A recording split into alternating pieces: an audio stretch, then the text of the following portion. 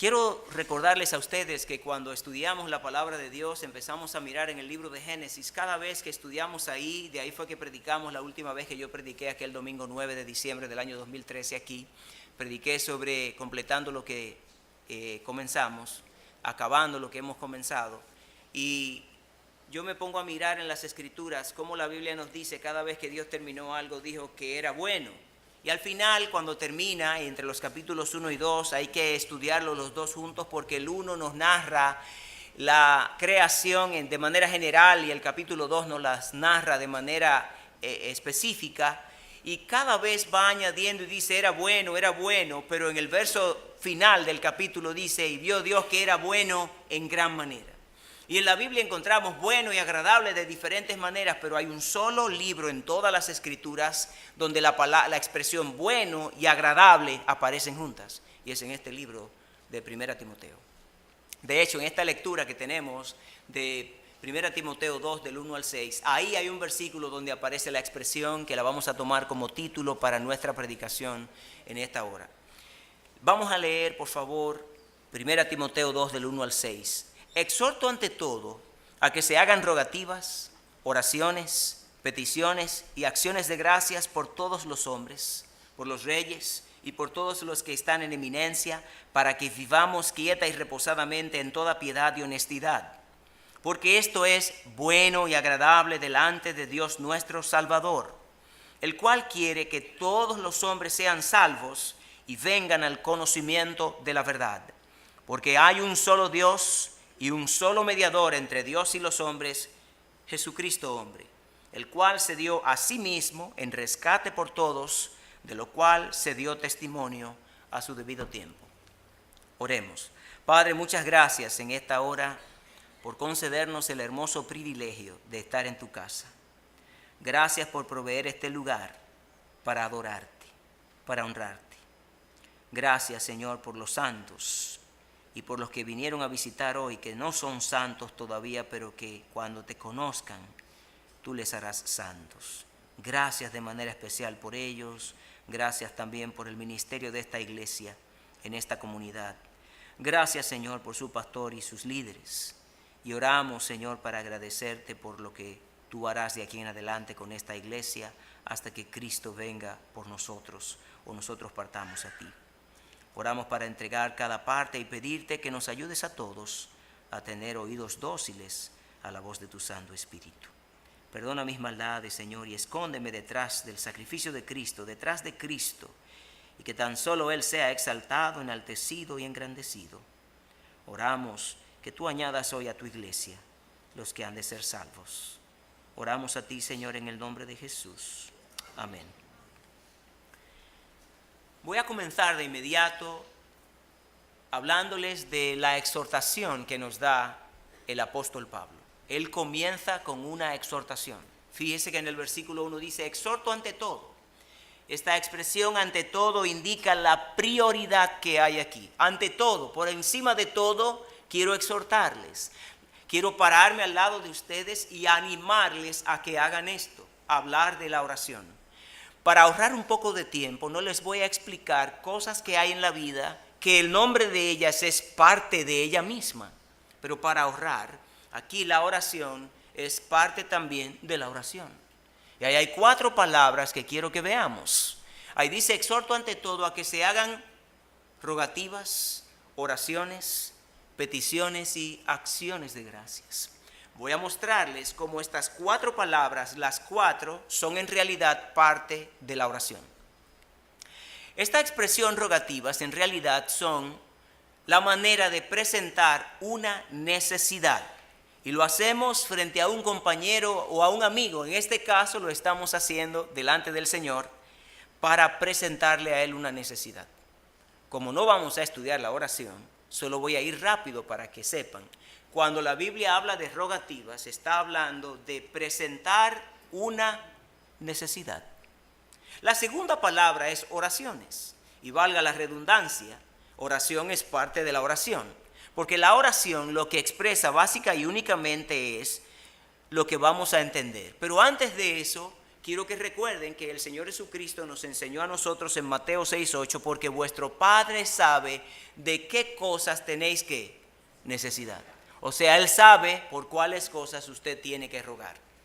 La segunda palabra es oraciones. Y oraciones es presentar ahora de manera exclusiva a Dios, porque en las rogativas podemos presentarlo delante de diferentes personas.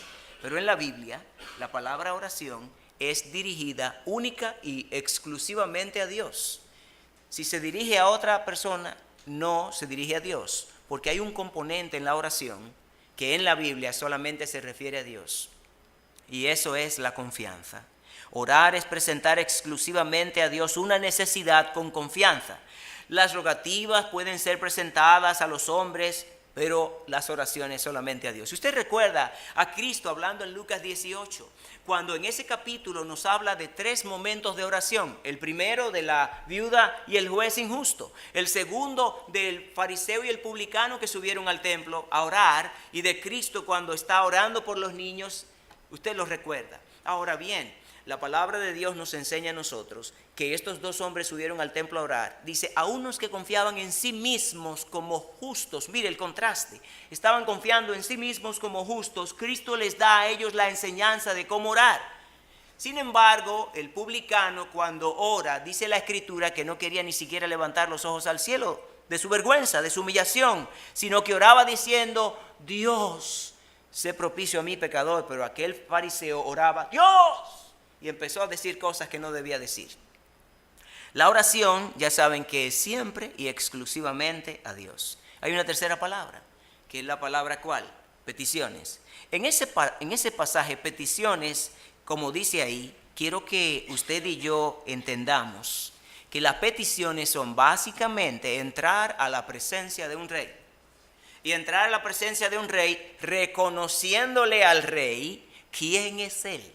Reconociéndole a él todas sus características y atributos y sometiendo una petición con lujo de detalles. Si usted quiere un espejo, no diga, yo quiero una cosa que cuando el sol le dé brille, o yo quiero una cosa que yo me pueda ver. Dígale directamente, quiero un espejo. Sea específico, o en otras palabras, ande sin rodeos cuando usted se acerque a Dios. Cuando usted ruega, presenta la necesidad. Cuando usted ora, usted lo hace con confianza delante de Dios solamente. Y cuando usted pide, lo hace frente a un rey dando detalles. Dios es el rey y las peticiones deben ser dadas de manera específica delante de él. Los detalles aquí deben ser específicos. La distinción, ninguna. ¿Sabe por qué? Porque Pablo no hizo distinción aquí y lo vamos a ver dentro de un ratito. Ahora bien, cuando hacemos petición, debemos hacerlo con deferencia, con devoción, con dignidad. ¿Usted recuerda a Esther? Todo el libro de Esther, 48 veces es mencionado el libro de Esther en el libro de Esther. Y usted encuentra que el libro nos va llevando de aquí a allá, y aun cuando ella obedece a Mardoqueo, ella llega a la presencia del rey en aquel momento cuando Amán quería destruir al pueblo. Y ella entra y dijo, si perezco, que perezca, no me importa, yo lo que quiero es que el rey escuche mi petición. Y nosotros tenemos que estar dispuestos cuando entramos a la presencia de Dios en oración a pedirle algo, a hacerlo, dispuestos a que Él nos diga sí o a que Él nos diga no. Con mucho respeto voy a decir estas palabras. Por años y décadas escuché que la gente dice, Dios cuando oramos dice sí, dice no y dice espera. Bueno, Él lo que sí dice es espera a Jehová, pero esperes para que sepas si te dice que sí o te dice que no. Pero no recuerdo en la Biblia que Dios diga espera en cuanto a que estás orando.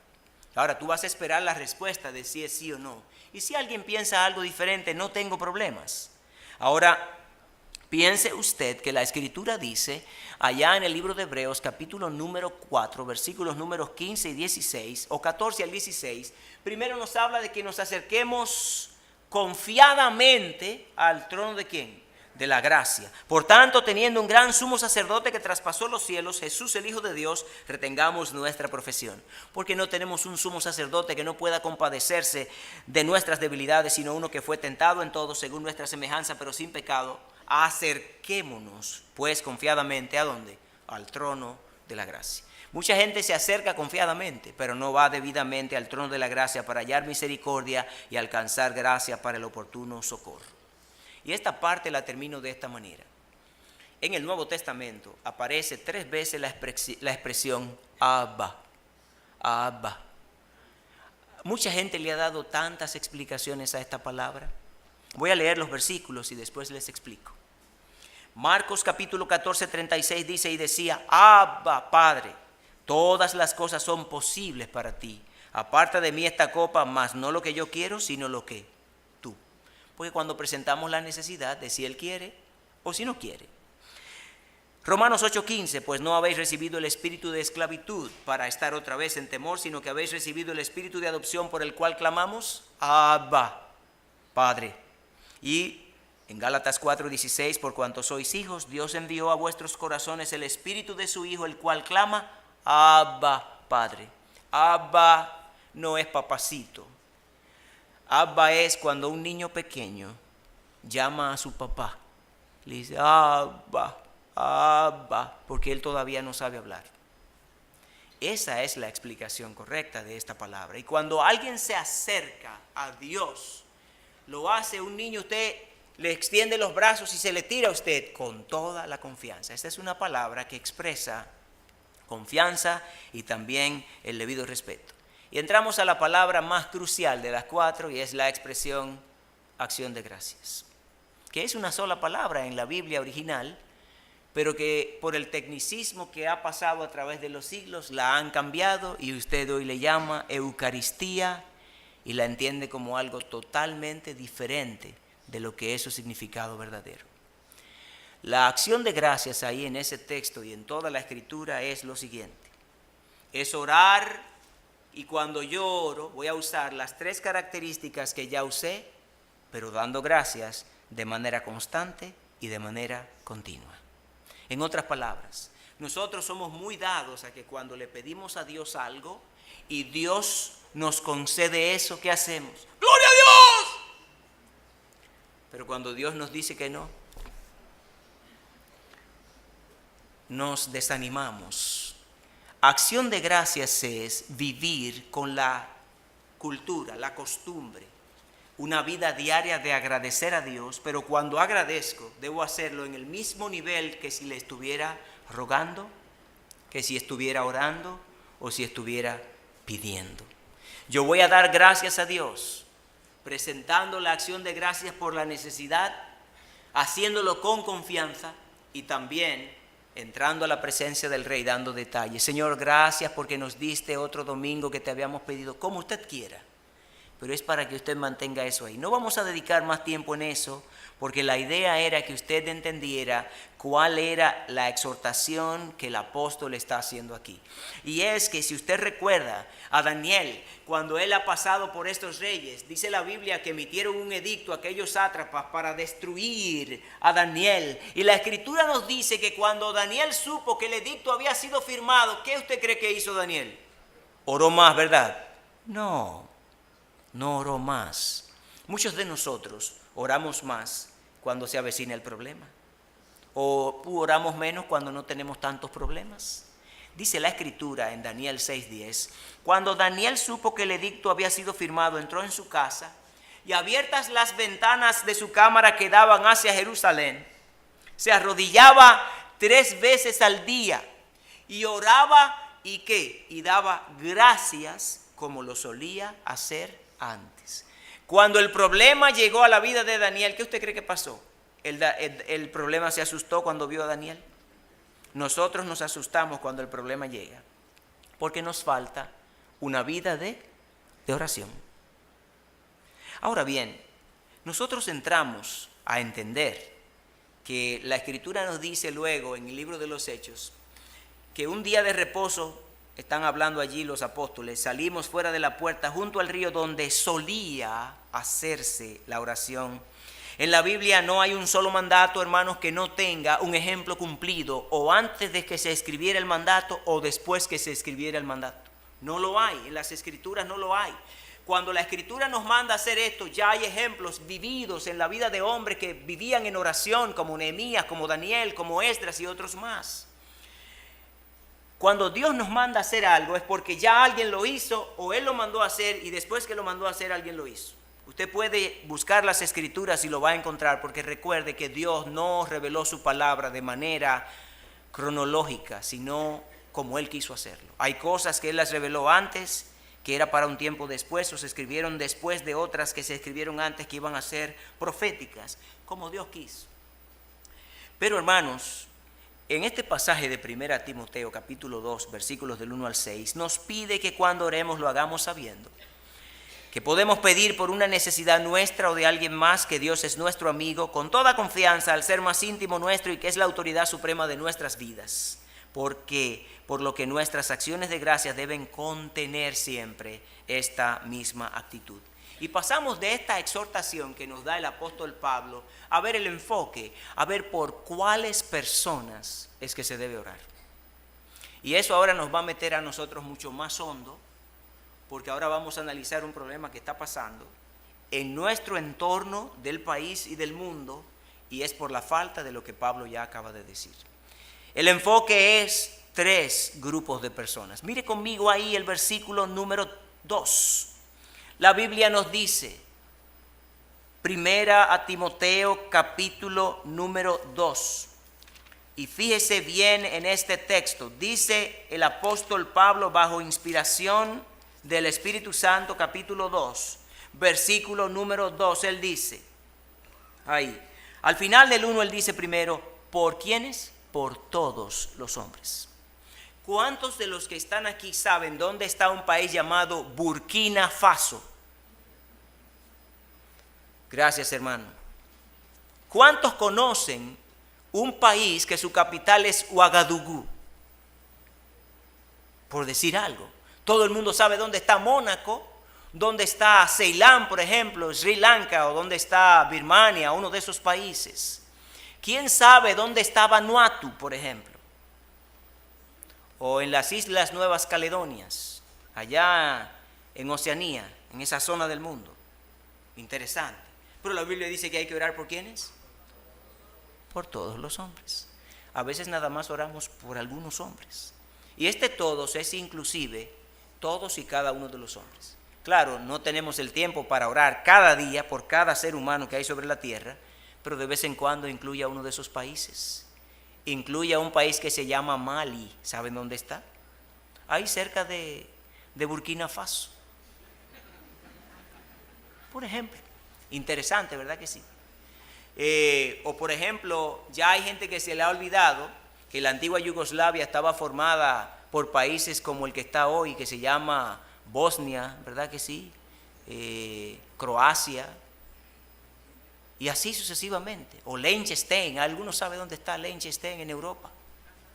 ¿Cuáles son las fronteras? Bueno, si usted no la sabe, no importa. La idea aquí incluida del apóstol Pablo es que cuando hagamos rogativas, peticiones, oraciones y acciones de gracias, las hagamos ¿por cuántos? Por todos los hombres. Y mire, Pablo está escribiendo en una época donde estaba el jefe Nerón, el que cogía y quemaba a los cristianos en árboles, el que los tiraba a las fieras. Pablo está escribiendo y dice bajo inspiración del Espíritu Santo, es Dios mismo que pide que oremos ¿por quiénes? Por todos los hombres. Y luego le hace una aclaración y dice, mira, por los reyes y por los que están en eminencia. Hoy reyes son presidentes, hoy reyes se llaman sultanes, se llaman zares, se llaman emires y como se llamen, no importa el título, los jefes de gobierno de los países del mundo, llámense grupos, cónclaves como el G20, el G7, el G7, el G18 y todos los G que hay en el mundo. Pablo dice, todos los hombres, y él dice, los reyes, no importa cómo se llame. Yo una vez estaba recordándome de Leonid Brezhnev, de Konstantin Chernenko, de Dmitriev y todos los demás, y Putin y toda esa gente de Rusia, y después pensé en Alfredo Stroessner en Uruguay y tanta gente que ha pasado por este mundo. Usted se imagina en la época del apóstol Pablo que ya había visto toda la dinastía Flavio-Claudiana y los Julio César, Augusto César, Tiberio César, y después él está viviendo en la época de Otto, de Galba, de Nerón, de Tito, de Vespasiano, de Domiciano, de Diocleciano y de toda esa gente, y pensar en los cristianos que leían esto en la época de Constantino I, II, III, IV, y los que vivían en Europa en la época de Francia, de Luises 1, 2, 3, 4, 5 hasta el 15 y el 16, y los que decían todas las cosas que dijeron. La Biblia fue escrita para que oremos por todos los reyes. Así que usted tiene que orar por Enrique Peña Nieto de México.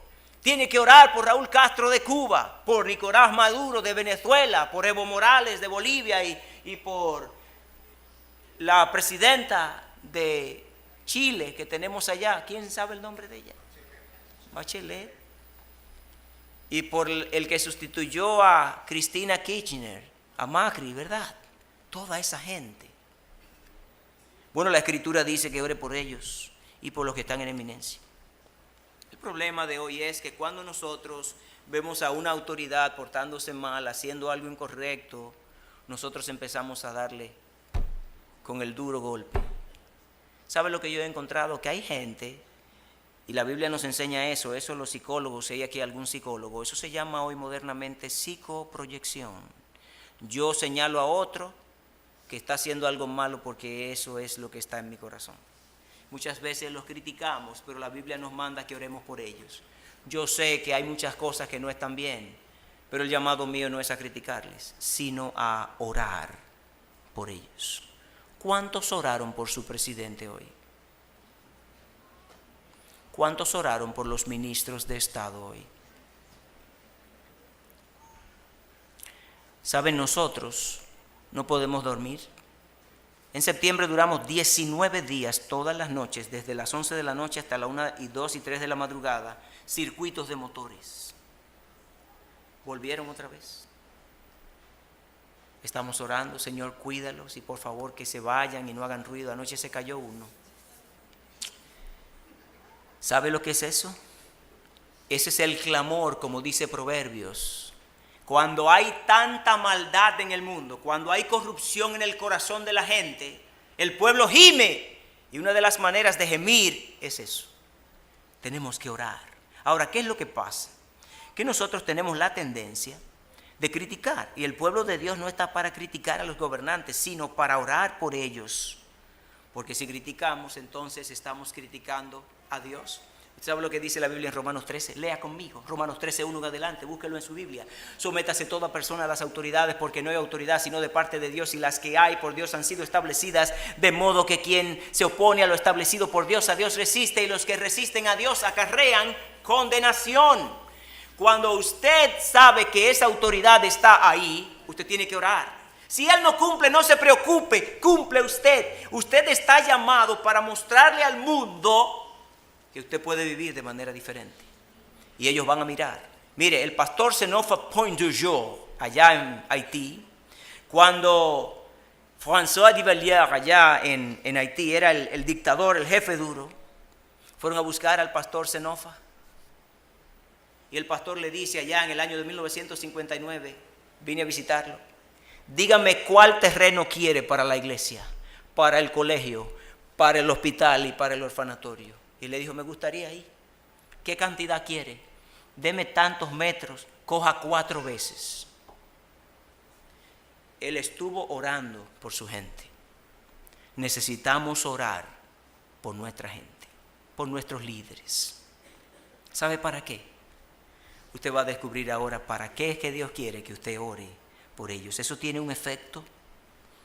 Mire el efecto que tiene cuando usted cumple con la exhortación y entonces usted se enfoca en lo que dice ahí. ¿Cuál es la exhortación? Haga rogativas, haga oraciones, haga peticiones y haga acción de gracias. ¿Por quién? Por todos. Que aquel artista del mundo está haciendo y deshaciendo, ora por él. Que hay aquel que está promoviendo pecado, ora por él. ¿Sabes qué? Yo sé de muchas cosas que se están haciendo mal, pero yo tengo un llamado de Dios que tengo que orar por ellos. Hermanos, la palabra de Dios me ha dado profecías. Yo estaría muy preocupado en esta mañana si las profecías bíblicas no se estuvieran cumpliendo. Hermanos, mire el efecto que va a haber, y amigos, cuando el pueblo de Dios ora de la manera que debe orar, enfocado donde debe enfocarse. Mire el efecto. 1 Timoteo capítulo 2.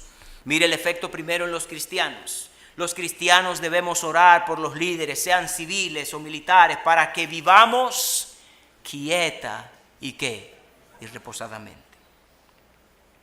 Para vivir quietamente en descanso, en un descanso que no se ve afectado por ninguna perturbación, vamos a vivir quietamente, primero porque conocemos al Señor. La Biblia dice en el libro de Salmos, el Salmo 46, verso 10, estad quietos y conoced que yo soy Dios, seré exaltado en las naciones, entre las naciones, enaltecido seré en la tierra.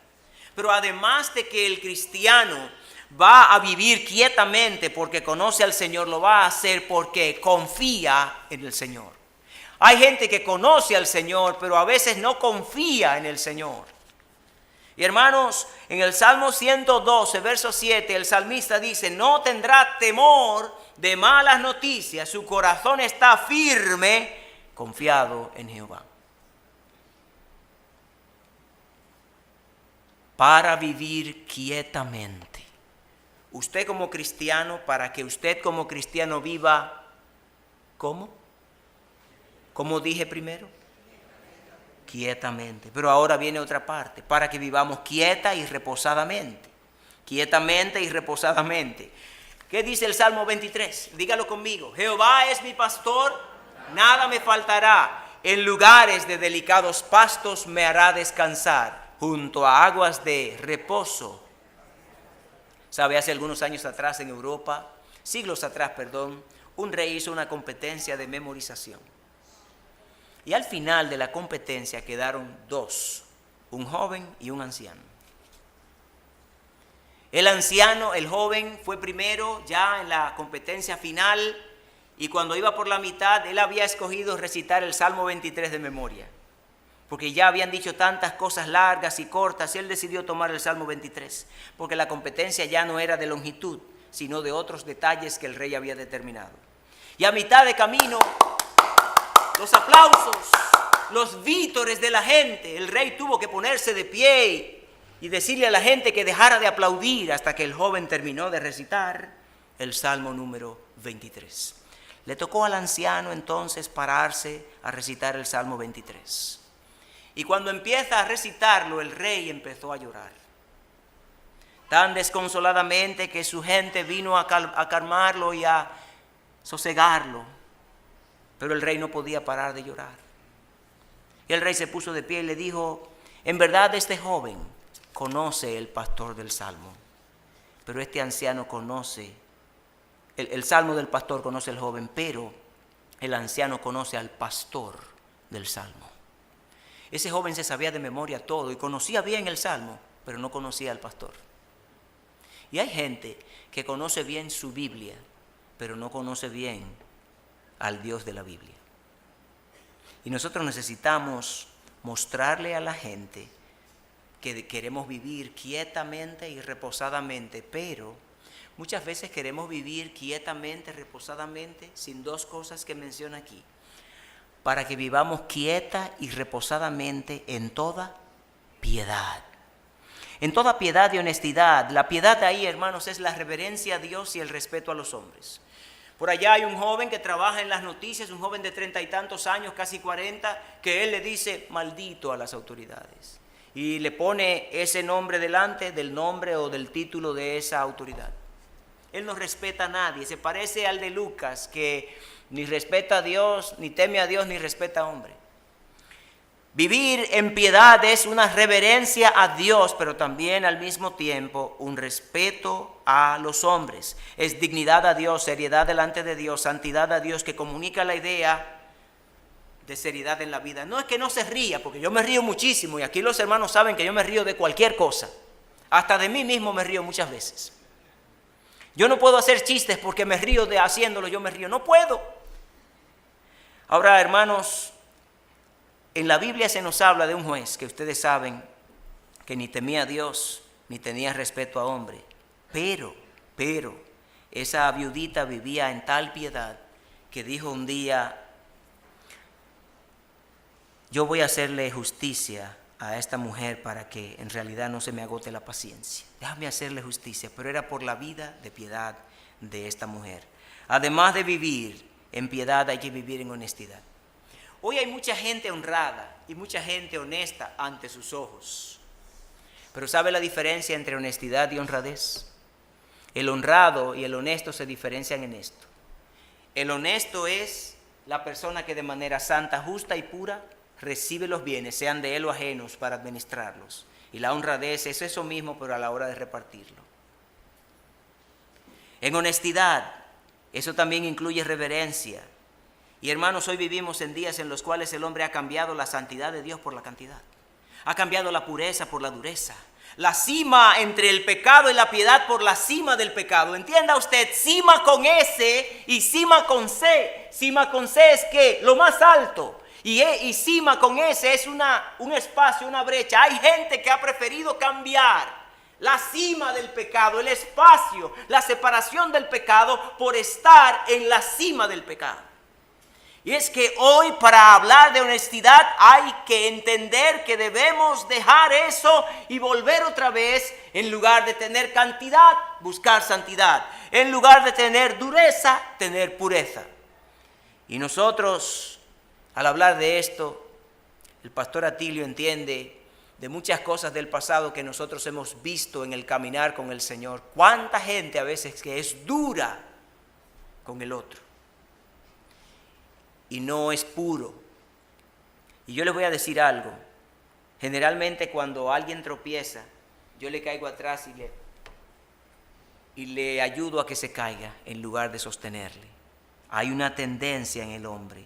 Hay muchas cosas que son buenas, pero solo dos en la Biblia son al mismo tiempo bueno y agradable. Y las dos están allá en el libro de Timoteo, una en el capítulo 5 y otra en el capítulo 2 que estamos mirando. Ahora, esos son los efectos en la vida del creyente. Vamos a ver los efectos de rogar, de orar, de pedir y de dar gracias por todos los hombres, por los reyes y por los que están en eminencia. Vamos a ver los efectos en la vida de los que no son cristianos. Mire conmigo ahí en la palabra de Dios, en el capítulo 2, versículo 3 de 1 Timoteo, dice la Escritura, hermanos míos, porque esto es bueno y agradable delante de Dios nuestro Salvador. Todo lo que hemos estudiado hasta aquí, la Biblia dice que esto es bueno y agradable delante de Dios nuestro Salvador, el cual quiere que todos los hombres sean ¿qué? Usted ahora entiende por qué es que Pablo escribió que hay que orar por todos los hombres. Porque Dios quiere que todos los hombres sean salvos. La Biblia nos dice en 2 de Pedro 3:9, y el Señor quiere que sean salvos porque Él no quiere que nadie perezca. La Biblia dice allá, porque el Señor no retarda su promesa, según algunos la tienen por tardanza, sino que es paciente para con nosotros, no queriendo que ninguno perezca, sino que todos procedan ¿dónde? Yo me ponía a pensar cuando no sabía por qué Dios le permitió a Manasés, que fue el rey más perverso de Judá, durar 55 años gobernando el país. Y otros reyes que derribaron los altares, las estatuillas de dioses ajenos, Dios les quitó del reino y de la vida antes. Dios no quería que él pereciera. Y al final de su vida, él se convirtió, dice la Escritura, el rey Manasés, 55 años gobernando. Y uno se pregunta por qué. Hay otros que hicieron maldad y Dios les permitió vivir menos años. Pero Dios se lo permitió a él. Dios no quiere que nadie perezca. También, hermanos, es porque Dios quiere que todos los hombres sean salvos. La Biblia nos dice ahí en Timoteo capítulo 2, versos 3 y 4, el cual quiere que todos los hombres sean salvos. ¿Por qué? Mire por qué. Usted me puede presentar una fotografía de cualquier ser humano que yo nunca haya visto en el mundo, y desde que yo veo esa fotografía, ya inmediato yo sé si esa persona es más mala que yo o no, si es más pecador que yo o no. Es más, yo soy capaz de tomar a esa persona, usted nada más con mencionarme el nombre y decir dónde vive, yo de inmediato le digo si es más pecador que yo o no. Mencióneme uno solo, mencióneme uno solo, que yo le voy a decir de una vez si es más malo que yo o no. Porque la Biblia me dice a mí, en Romanos 3:9, que todos somos iguales. Romanos 3:9 dice, ¿qué pues diremos? ¿Somos nosotros mejores que ellos? En ninguna manera. Pues ya hemos acusado a judíos y a gentiles que todos están, ¿qué? Bajo pecado. Todos los que nos encontramos en este salón, en este momento, somos, ¿qué? Iguales delante de Dios. Aquí no hay nadie que sea más pecador ni menos pecador que el otro. Ahora bien, la Biblia nos dice que además de iguales, somos ciegos. El que no se había convertido estaba ciego y el que no se ha convertido está ciego, en los cuales el Dios de este siglo cegó el entendimiento de los incrédulos. La Biblia nos dice también que todo el que no se ha convertido está como perdido. ¿Qué dice Lucas 19:10? El Hijo del Hombre vino a buscar y a salvar lo que se había ¿qué? Perdido. Pero además de eso, todos los pecadores son esclavos. Por eso es que Dios quiere salvarlos. Cristo dijo en el libro de Juan capítulo 8 verso 34, de cierto os digo que todo aquel que hace pecado, esclavo es de ¿quién? Levánteme uno la mano aquí que no sea pecador. A ver, ¿alguien? Yo nunca he hablado una mentira, más de una sí, porque yo soy pecador. ¿Usted está entendiendo cuál es el asunto? Ahora bien, la Biblia nos dice que todos estamos bajo el juicio de Dios, dice Pablo en Romanos, bajo el juicio de Dios. Jesucristo, y entienda esta parte usted, y yo debo entenderla también. Hoy tenemos la oportunidad de tener cámaras en diferentes lugares, y la gente graba de todo, y están trabajando en el holograma. Y hoy se habla de la fase de conciliación, de la fase de instrucción y de la fase de juicio de fondo. Pero hay una fase que al hombre le falta y que nunca podrá llegar a terminarla ni hacerla. ¿Usted sabe por qué? Porque la Biblia nos dice que Jesucristo es el juez que juzgará a los vivos y a los muertos en su manifestación y en su reino. Y la Biblia nos dice que su juicio es sin aplazamiento. El día en el cual juzgará, no hay cambio de ese día. Mira, vamos a mover esa fecha del juicio para tal fecha. No, Señor. El juicio está ya detallado en la palabra de Dios, sin excusa, por lo cual eres inexcusable, oh hombre. Y esa palabra ahí, inexcusable, quiere decir que no acepta a Dios abogados en el juicio. ¿Por qué? Porque los abogados no cumplen con los requisitos que Él pide y no puedes ir. Además, es un juicio donde solamente va a haber un juez, no va a haber fiscales, no va a haber testigos que puedan hablar bien o en mal de ti. Y además este juicio es sin defensa, sin defensa. Es un juicio sin abogados, sin fiscales, según verdad, sin escapatoria, sin camuflaje, sin tráfico de influencia. No a puertas cerradas, no va a ser a puertas cerradas, va a ser también sin acepción de personas, imparcial. Y dice Pablo en Romanos 2, terminando ahí esa parte del capítulo 2, verso 16, en el cual juzgará Dios por Jesucristo los secretos de los hombres. Aquí se le descubren las mentiras, pero allá se le van a descubrir ¿qué? Los secretos. Por eso es que Dios quiere salvarlos. Pero también porque el hombre está condenado. En Juan 3 el Señor dice, porque no envió Dios a su Hijo para condenar al mundo, sino para que el mundo fuese salvo por él. Destituidos de la gloria de Dios, por cuanto todos pecaron y están destituidos de la gloria ¿de quién? De Dios. Todos los que están aquí hoy, que son cristianos, estaban excluidos de la gloria de Dios hasta el día en que fueron salvos. Hermanos y amigos, también la Biblia nos dice que los seres humanos estaban muertos. Los que se convirtieron y los que no se han convertido están muertos en sus delitos y pecados. Dice la Biblia, porque por gracia sois salvos. Y Él dice, y Él os dio vida a vosotros cuando estabais como muertos en delitos y ¿qué? Y pecados. Pero miren, quiero recordarles a todos que el Señor quiere salvar. Él quiere que todos los hombres sean salvos. Pero ¿sabe cómo es que Él los va a salvar? Por gracia y por su misericordia. ¿Saben por qué? Porque Dios no lo va a salvar porque usted haga buenas obras. Pablo dice, no por obras para que nadie se gloríe. La salvación del alma es por pura gracia de Dios. En los siglos atrás, 14, 15 y 16, un imperio religioso se inventó en el mundo que ellos tenían la autoridad de concederle gracia, de concederle méritos a los seres humanos. La palabra de Dios nos dice a nosotros que solamente en la persona de Jesucristo, en Jesús dice la Biblia en Hechos 4, y en Él no hay otro nombre fuera de Él que la gente pueda ser salva. La gracia es que Dios a ti te da lo que tú no te mereces. La misericordia de Dios es que Dios no te da a ti lo que tú mereces, pero lo que tú mereces por tu pecado. Así que cuando Dios combina la gracia que te da lo que no te mereces, que solamente está en Él, y la misericordia que no te da lo que te mereces como castigo por tu pecado, Dios junta esas dos cosas entonces para salvarte a ti. Por eso Pablo escribe en Tito y dice: pero cuando se manifestó la bondad de Dios nuestro Salvador y su amor para con los hombres, nos salvó no por obras de justicia que nosotros hubiéramos hecho, sino por su misericordia. Bondad arriba significa gracia, pero cuando se manifestó la gracia de Dios y su amor para con los hombres, nos salvó por su misericordia. Ahora, nosotros hemos durado aquí ya un poco más de media hora y no se asusten. Todo eso es la introducción para una pequeña parte que es lo que vamos a darle mayor énfasis al final en los minutos que nos van a quedar. Pero mire, ahora apriétese los cinturones bien, que ahora vamos a la parte más fundamental, diríamos, de este tiempo.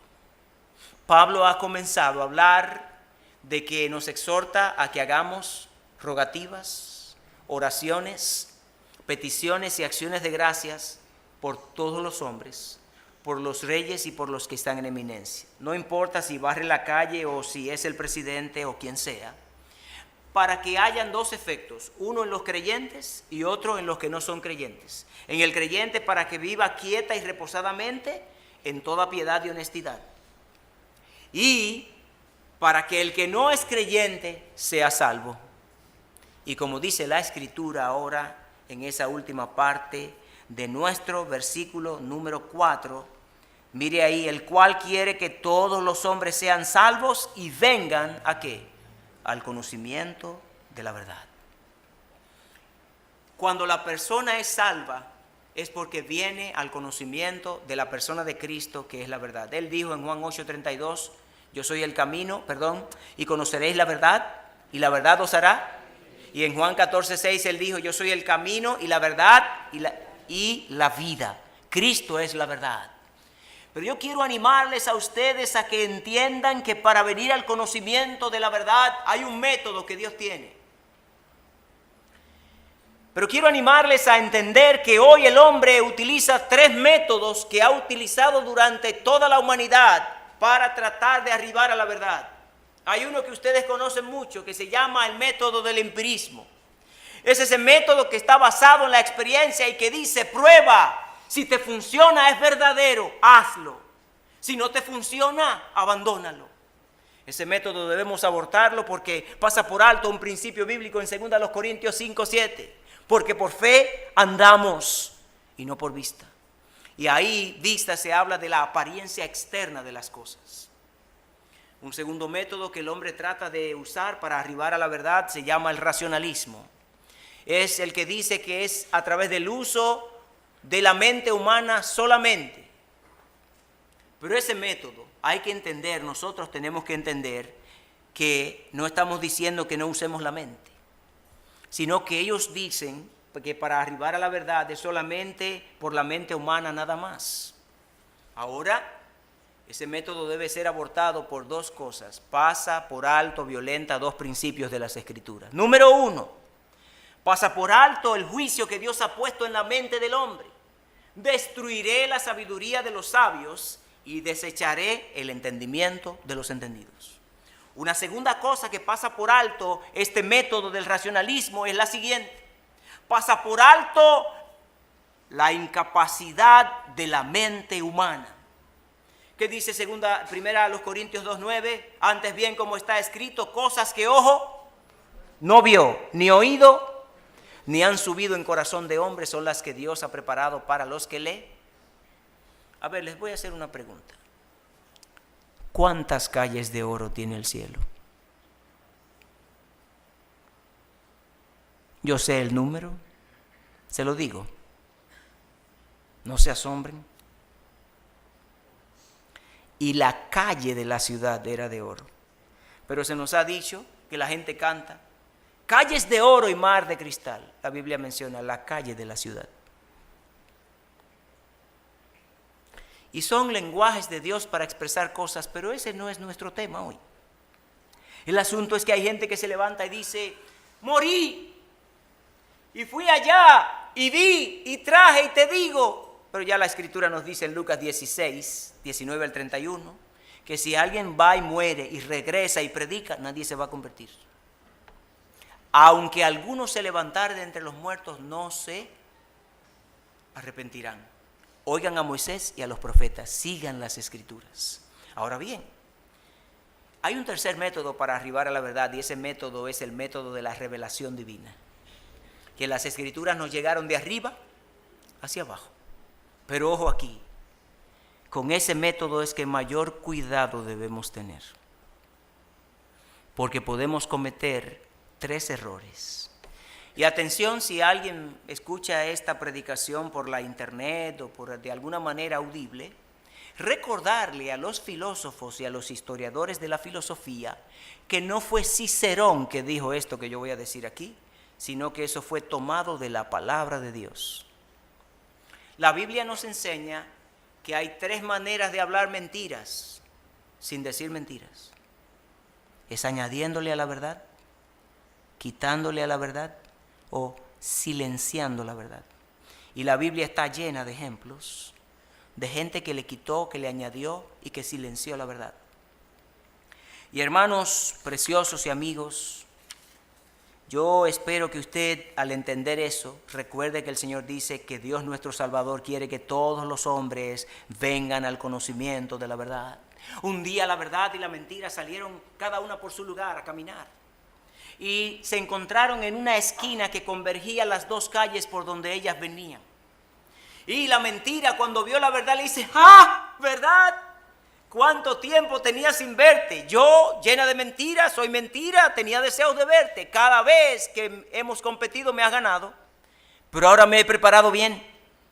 Mira, más adelante hay un arroyito, nos vamos a tirar a nadar ahí. Y empezaron a nadar. Cada expresión que le pedía la mentira, la verdad le acompañaba y le ganaba. Estilo pecho, nadó estilo pecho, le ganaba la verdad.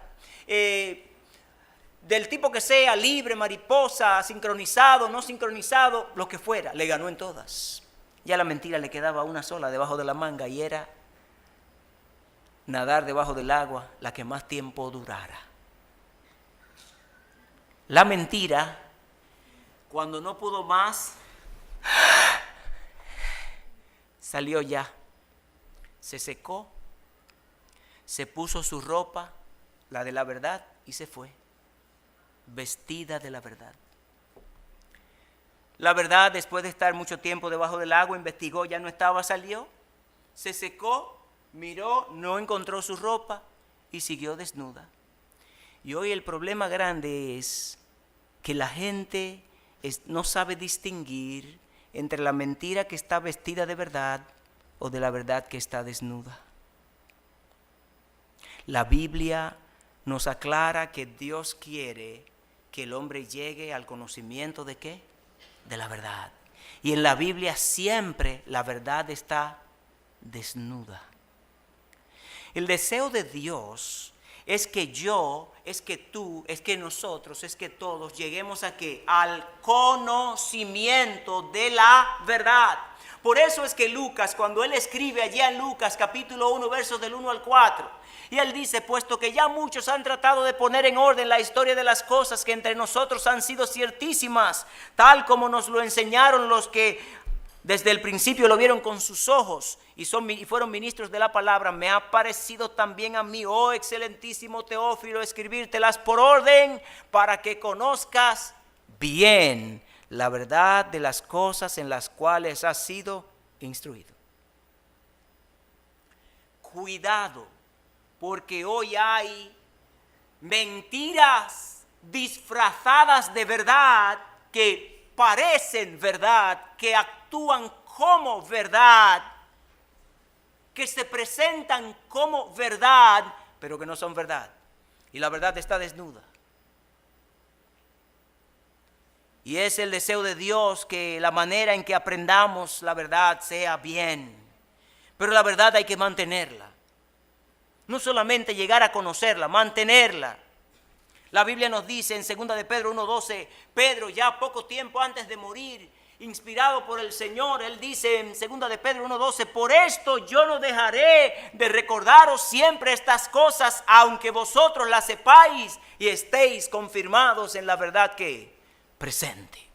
Pablo escribió a los filipenses y les dijo, a mí no me es molesto el escribiros las mismas cosas. Este pastor ha estado por décadas predicando la misma Biblia, el mismo mensaje, las mismas cosas una y otra vez.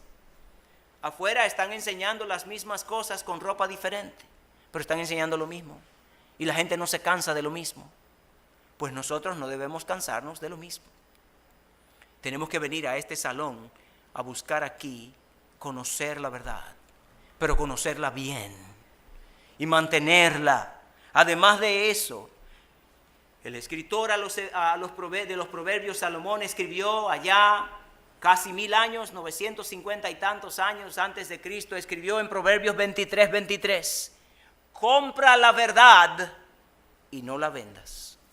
Y él añade más cosas y dice la sabiduría, la enseñanza, la inteligencia, pero él dice, cómprala y no la venda.